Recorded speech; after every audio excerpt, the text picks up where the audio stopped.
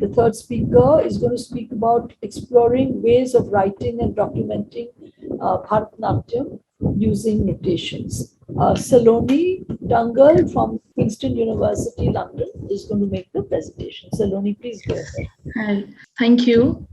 And hello, everyone. My name is Saloni, and I have a master's from Kingston School of Art, London.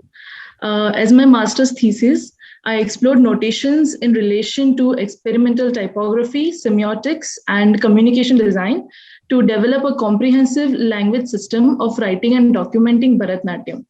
So I have been practicing Bharatanatyam since childhood.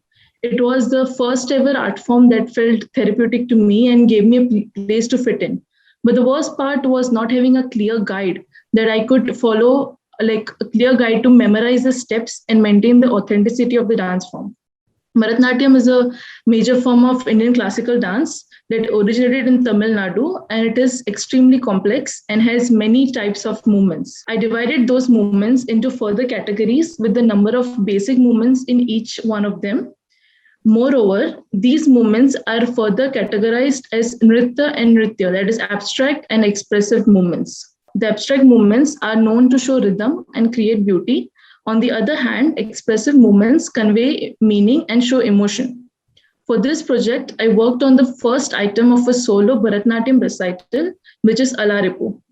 Alaripu literally means blossoming of the flower. It suggests the blossoming of both dancer and the dancer in the presence of audience. It is an offering to the gods and audience through a series of abstract movements.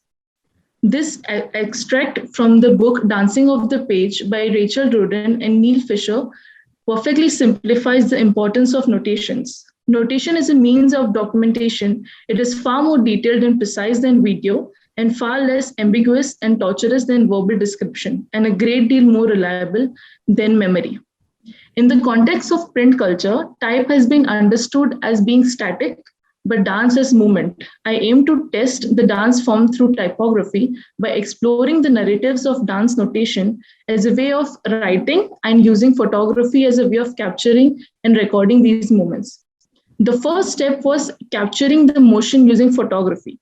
Getting inspired from Edward Maybridge, I took a series of photos while performing the entire dance sequence. This part of the process gave me detailed reference to the entire dance sequence. Here is a clearer view of the different hand gestures during Alaripu. Primarily, my starting points included researching and exploring ways of recording movements, rhythm, and notation.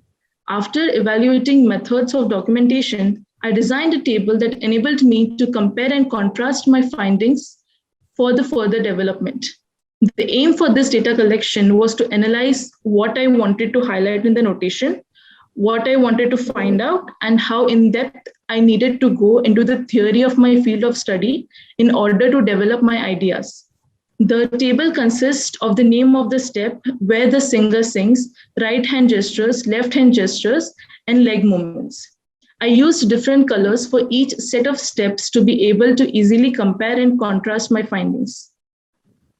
Here are some examples.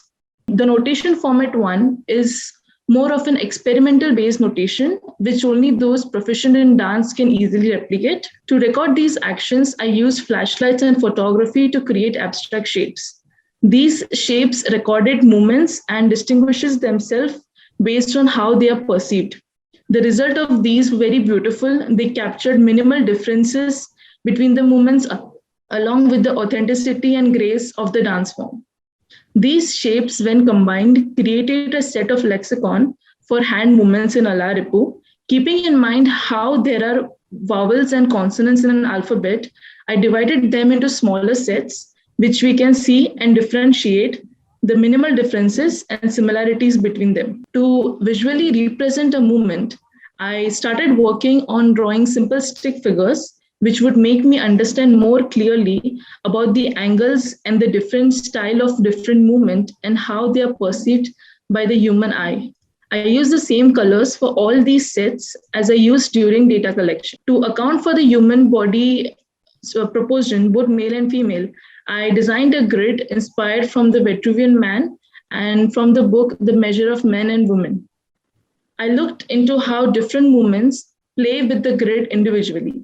I also started figuring out how the angle and how visually the length of the body part looks different in various movements, like bending the spine a little, the way the palm moves, and even quick head movements. The black line represents the position the dancer is currently in, and the orange line is the position they will be in next.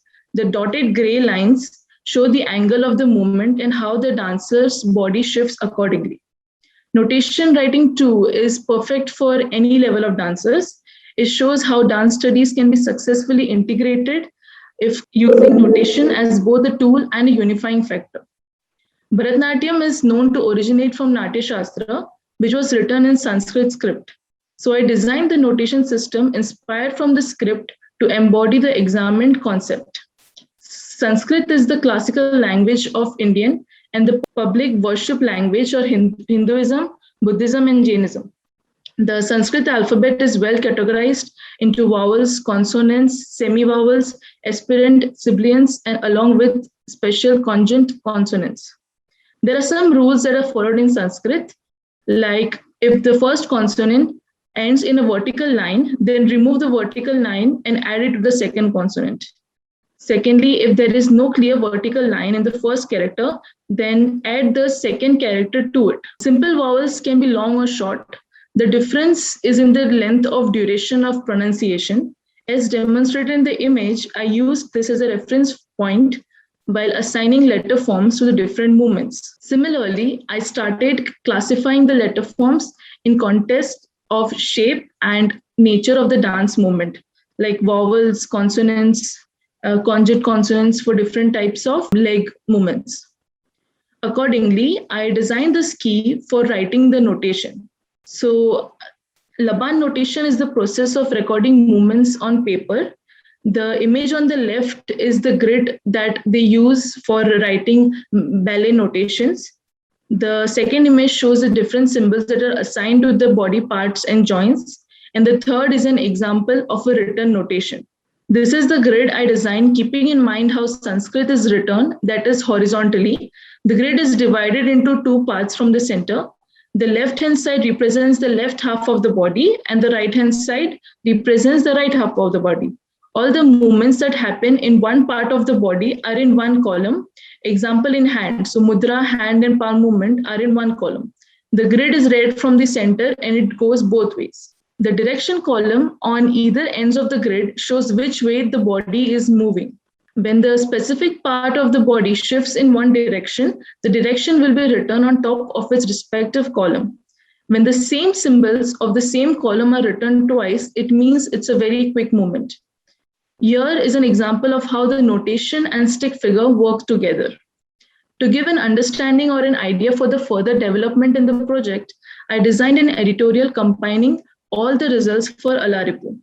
This is the mock-up for the editorial's cover and inside pages. All the contents in the editorial is written in both English and Sanskrit. Here are some spreads from the editorial and even some mock-ups. So further development, firstly, I want to work on the written notation language system by introducing conjunct consonants and taking benefit of the linguistic features of the Sanskrit script. Secondly, I would like to work on the mathematical accuracy in the figures, showing the exact angles and the body part moves in. This will be an important step towards developing a detailed notation system. The primary research helped a lot in this process of finding a way of interdisciplinary form of communication, structuring the explorations and roughly planning out how I would approach the challenge aided me in making better comparisons between outcomes. A lot of the process involved restudying the dance from a communication graphics point of view and collecting data by figuring out ways to record minute details of each movement. And the resulting outcome came as an all-rounded approach to writing the dance form. I hope this is one way I am contributing towards reviving this dance form of Bharatanatyam by challenging the traditional ways of communicating the dance and translating its value and form typographically. I also hope this same notation could be helpful in creating a unified design language to document all classical dance forms. Thank you. Thank you, Saloni, for your quite path-breaking initiative at trying to tie pies in some sense, a domain of gesture. And you're right, ballet has notation system, and even Indian classical music has Swara Lipi. Lipi is quick Yeah. sound, but for some reason, dance never had it. In the classical dance forms, never had it. Nor do our folk dances have. So I think currently there is a very big push in trying to take gestures and sounds and all of these sensories and being able to capture them into the equivalent of time.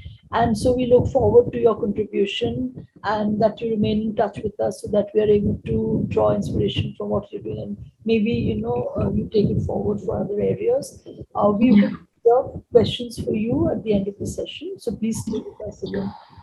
And thanks once again for the Thank nice you.